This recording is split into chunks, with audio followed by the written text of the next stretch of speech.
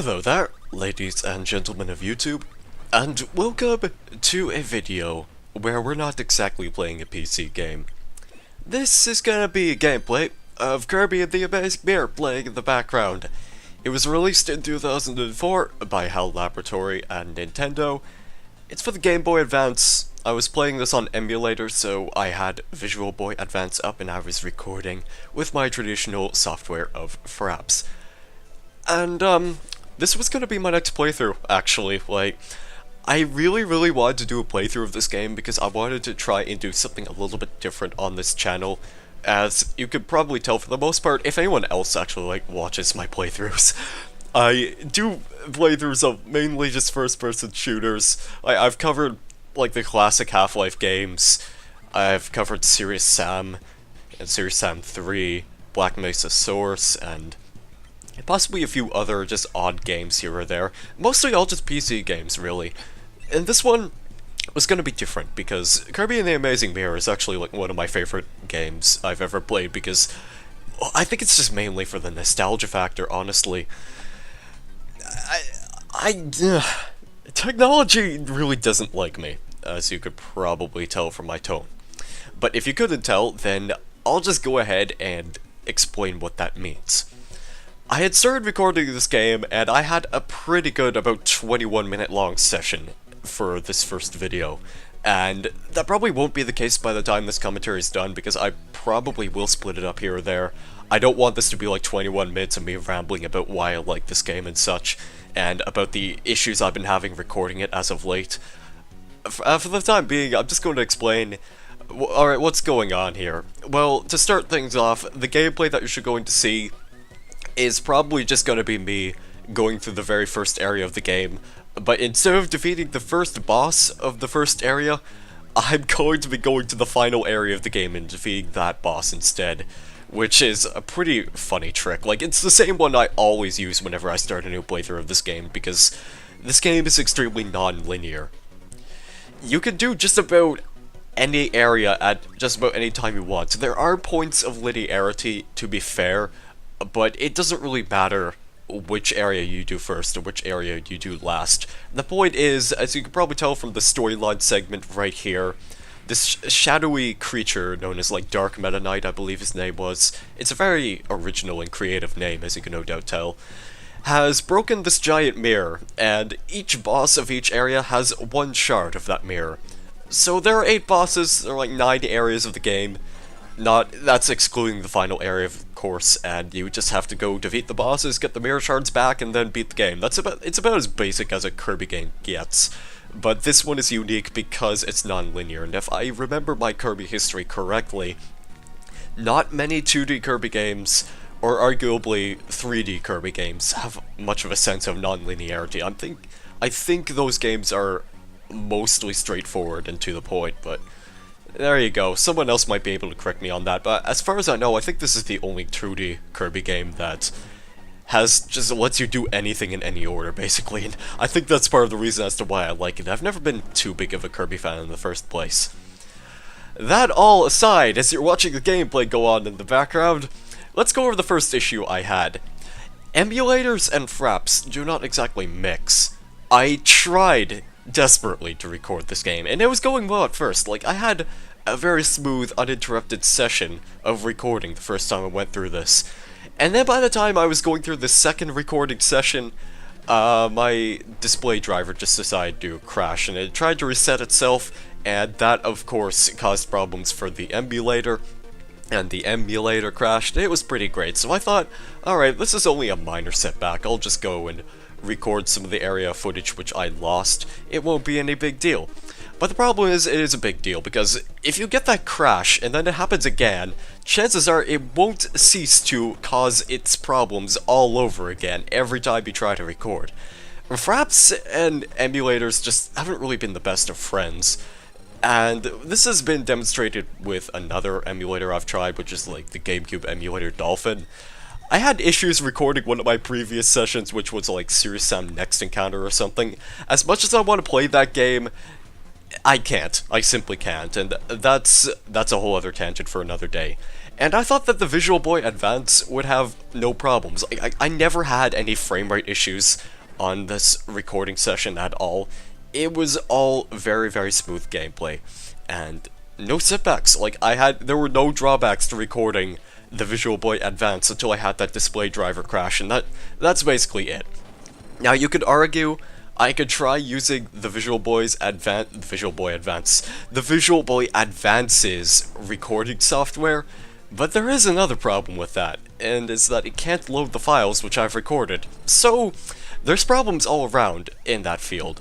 And secondly, when I went to make a post-commentary of this initially, because, well, it's obvious that I probably won't be playing this game at all now, thanks to fraps being fraps and emulators just being kinda glitchy in general, Audacity has decided to sort of rebel against me, and every time I try to record audio, it just deletes it while I'm recording it, and yeah, that's pretty great, because every time I try to play it back, well, for one thing, there would be no point, because it's just complete silence, and two, Audacity then decides to crash. Like, I've kind of had to improvise with this video because I am recording with fraps, and if Audacity just gives me trouble in the future again, then I pretty much am just gonna be recording all my post-commentary in fraps.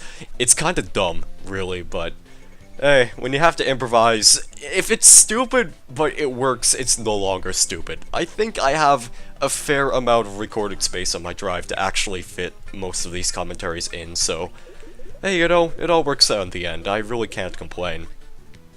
So yeah, Kirby and the Amazing Mare has been cancelled because emulators are fun and stuff. And it's such a shame. This game is, in all honesty, it's probably one of the easier games I've played, but I could just be saying that because I know my way around it somewhat well. I used to play it quite a lot, but nowadays I've just kind of moved on to PC gaming, and for the most part, I don't really go back to the Game Boy Advance very often.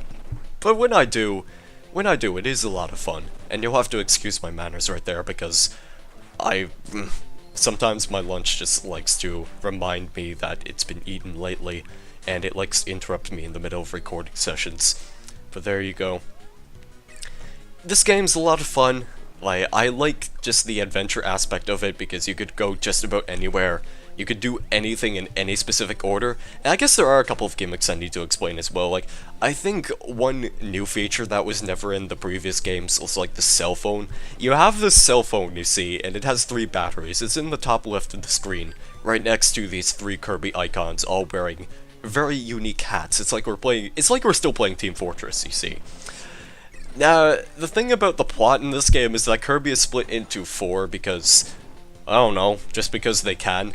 And basically the way this game works is that you have these 4 other Kirbys that travel the world on their own AI pattern, and they could go just about anywhere. They're kind of dumb in many instances, like they'll collect power-ups and they'll do all these crazy things. They won't really help you in the game at all in terms of progression, but you can use the cell phone to call them, and I believe that's with like the right stick, and once you bring them into your area, they can help you defeat like a boss or something. It can basically break bosses, which is a lot of fun to do, but in this gameplay, I try to avoid doing it as best as I can, but you collect these batteries to restore the cell phone batteries. Pretty much anytime you call your friends, then it removes 1 battery. You can also use the left trigger to like quickly teleport yourself back to the hub, basically, and that actually doesn't cost any batteries, which is kind of nice. So if you just want to quickly escape one area, you can just do it just like that, and there won't be any repercussions because of it. This game also has a link-up feature. Like, if you were playing on the original Game Boy Advance and you had friends who also played this game, then you could basically all do the adventure together. Like, each friend would play a specific Kirby. I unfortunately never got a chance to do this because, well, I didn't really have friends. And I don't really have that many friends now, but I have done at least 1 game with Link Up, which is like 4 swords with my good real-life friend Garlus Garbanzo, and yeah, it's pretty great. But we haven't had a chance to play Kirby and the Amazing Mare, and I'm kind of interested to see how that would work out, but I would have to get him a copy of the game first, because I don't think the Visual Boy Advance really has support for Link Up, and yeah, that's about it really. But that's the friends gimmick out of the way. Other than that, this is basically a Kirby game. You inhale enemies, you gain their abilities, You do stuff, you find secrets, like this secret right here, I'm going right after the sound test, which is one of my favorite things to do at the beginning of the game, because I like having the sound test. It lets me listen to the music in the game, even though I could just go on YouTube and look up the music and then just play it just like that. But you know, it's the genuine thing that counts sometimes. So, there you go. I've run out of things to say. As much as I wanted to record this game, that's unfortunately not going to be possible, and I pretty much am just going to have to stick with PC games forever, basically. Unless I find like a new recording software that doesn't like to glitch out with emulators, because, well, I'm pretty sure this is just basically a problem with Fraps, because it's not the first time I've had recording issues like this with display driver crashes and whatnot. And that's about it, really. I love Fraps a lot, but I can't really think of many other programs that would be a decent enough option to work with for the time being. I mean, I did hear good things about DxTory, but I already have Fraps, and I don't really feel like paying for DxTory, and it's just... I'm content with what I have so far, and if I'm just limited to record PC games, I honestly don't care, because I like PC gaming more than anything, really. Just call me a nerd on that sort of thing, because I like to give, you know, console games and handheld games a chance from time to time, but for the most part, I'm kind of broad with these things. I just like playing PC, and that's about it. That's about all you need to know. So, of course, when I go to try something different, then technology once again wins, and I'm forced to go back to PC gaming. As for what next game I'm going to be playing through is, I don't really know, because of course I had this game planned and I didn't exactly have a backup plan set in motion.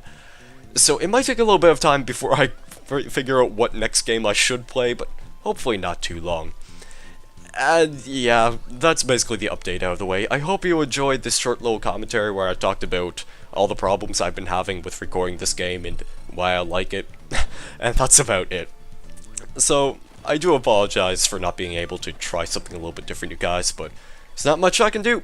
Thank you guys very much for watching, have a great day or evening, and I guess I will see you in the next playthrough. Goodbye.